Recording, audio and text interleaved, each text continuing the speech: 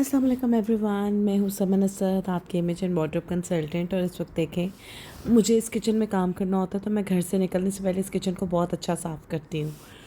तो ये सारा किचन था, घर था, अच्छे तरीके से क्लीन किया था। और जाने से पहले मुझे बनाना था खाना दोपहर का, ताकि कोई ऑर्डर आए तो राशन डिस्पैच कर सके।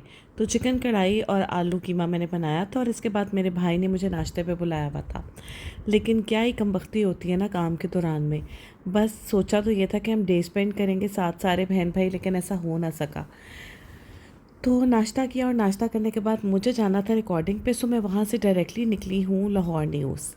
और लाहौर न्यूज़ में ई ट्रांसमिशन हमारी होनी थी, और उस पर जो है वो तकरीबन 6 से 8 घंटे लग गए, क्योंकि गेस्ट भी बहुत ज़्यादा थे, रश भी बहुत ज़्यादा था, और कुछ प्रोमोस रिकॉर्ड होने थे, और फिर उसकी फ़ाइनल रिकॉर्डिंग भी थी। तो 6 से 8 घंटे हमें लाहौर न्यूज़ में लगे।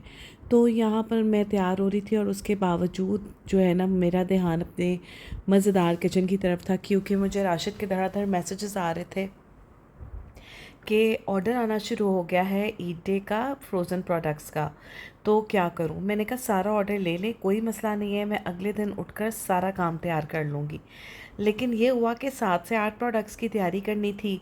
तो बस यही सोच रही थी। मैं यहाँ से जल्दी जल्दी फारिग होकर घर पहुँची हूँ, तो मेरी बहन ने बनाया था पिज़्ज़ा, और मैं पहुंची थी अपनी अम्मा के घर, और राशिद वहाँ पर पहले से मौजूद थे। तो वहाँ पे मेरी बहन ने जो पिज़्ज़ा बनाया था वो इतना डिलीशियस था, और उसने कम से कम 6-7 पिज़्ज़ास बनाए थे जो सारी फैमिली ने एंजॉय किए। बस वहाँ से हम घर निकले और अगले दिन की तैयारी शुरू हुई। तो राशिद सारा सामान लेकर आ गए हुए थे। तो अब मुझे बनाने थे डिफरेंट किस्म के समोसे, पेरी बाइट्स, डिफरेंट किस्म के शामी कबाब, और आलू चिकन के कबाब, और बस क्या बताऊँ आपको। बस बहुत पैनिक हो जाता है कभी कभी, तो किचन में हम आपस में ही लड़ना शुरू हो जाते हैं, इतना काम का बोझ हो जाता है।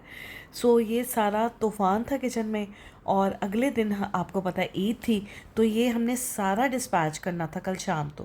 तो ये सारा हमने खैर से डिस्पैच किया। और कुछ लोग जो थे वो कुछ बिज़ी हो गए, तो उन्होंने कहा अपना सामान जो है ना हमारा फ्रिज में रख दें या फ्रीज़र में रख लें, हम घर पहुंच के आपको बताएंगे।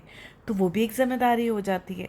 तो बहुत सारे लोगों का सामान डिस्पैच हो गया, और कुछ का जो है वो हमने फ्रीज़र में रख दिया, जो कि लेट नाइट हमने डिस्पैच किया।